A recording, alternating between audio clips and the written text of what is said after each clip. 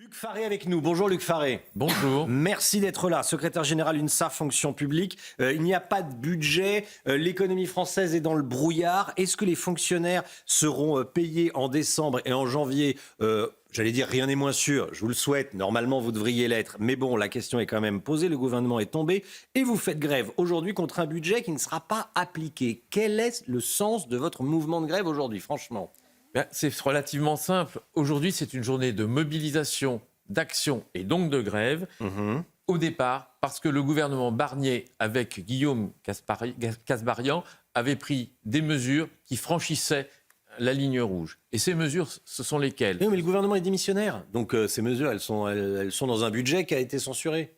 Elles sont dans un budget, mais pas que dans un budget. Parce que le débat sur la santé des agents publics, il demeure. C'est si vrai que le Sénat, dans le passé, c'est-à-dire dans le budget 2024, avait voté un amendement à ce budget instaurant une partie des mesures que nous combattons aujourd'hui. Et c'est donc un message que nous envoyons à la fois aux parlementaires et au futur Premier ministre et à son gouvernement. Nous ne voulons pas de mesures punitives contre les agents malades. Mais franchement, vous n'avez pas d'autre moyen d'envoyer des messages à un gouvernement accessoirement qui n'est même pas encore nommé que de faire grève. Qu'est-ce que vous dites aux Français qui vont mettre ce matin 3 heures pour aller travailler, 3 heures pour revenir et on en connaît, et qui n'ont pas les plus gros postes parce qu'ils vont travailler en transport en commun? Qu'est-ce que vous leur dites ce matin? Vous dites, oui, on a un message à envoyer. Ils ne vous disent pas, bah, écoutez, si vous avez un message à envoyer, vous savez, il y a les réseaux sociaux pour ça.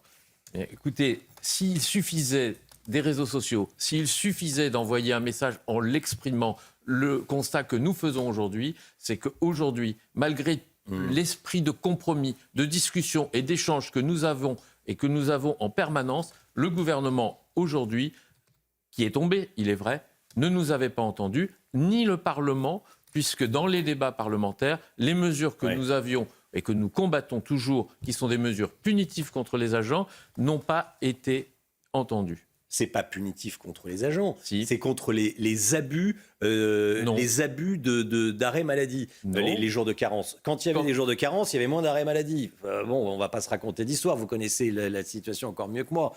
Donc voilà, c'est contre ceux qui abusent des arrêts maladie, c'est pas contre les agents. Alors, je vous repose la question. Est-ce que lorsque vous êtes malade, vous allez voir un médecin ? Oui. Est-ce que c'est le médecin qui vous arrête ? Oui. Et donc, nous, ce que nous disons, nous sommes conscients qu'il y a des difficultés budgétaires dans notre pays. Nous sommes parfaitement conscients qu'il faut réfléchir à où on doit trouver des économies.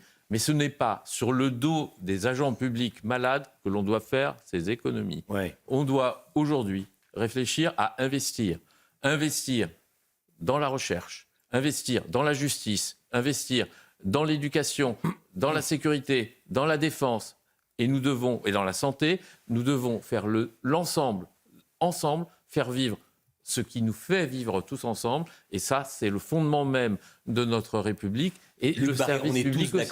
On est tous d'accord là-dessus. La seule question que je vous pose ce matin, c'est est-ce qu'il y a franchement besoin d'une grève pour faire passer ces messages ?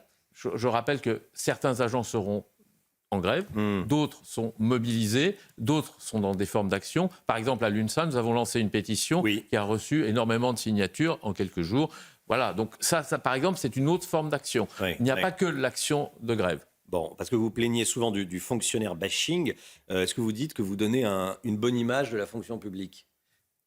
Dans l'ensemble, les agents donnent une bonne image de la fonction publique et elle fonctionne. Et c'est grâce à la fonction publique qu'aujourd'hui, malgré la chute du gouvernement, il y aura une continuité de l'État dans notre pays, que les services publics vont continuer de fonctionner. Et ça sera grâce aux agents publics et aux fonctionnaires. Oui, et aux Français qui travaillent pour financer la fonction publique et l'État. Je le disais au début, il y a une inquiétude de votre part sur le paiement des salaires des fonctionnaires pour décembre ou pour janvier, le fameux shutdown. On dit qu'il va y avoir une loi spéciale, très bien, mais cette loi spéciale, elle ne tombe pas du ciel, elle va devoir être votée. Elle devrait l'être, mais si elle ne l'est pas, il n'y aura pas d'argent collecté pour financer la fonction publique. Est-ce qu'il y a une petite inquiétude ou vous dites non, ça va continuer à... Non, parce que comme je vous le disais, la fonction publique et l'État vont continuer à fonctionner et nous savons qu'il n'y a pas de difficulté pour que les agents publics soient rémunérés. Et il ne faut pas faire peur inutilement.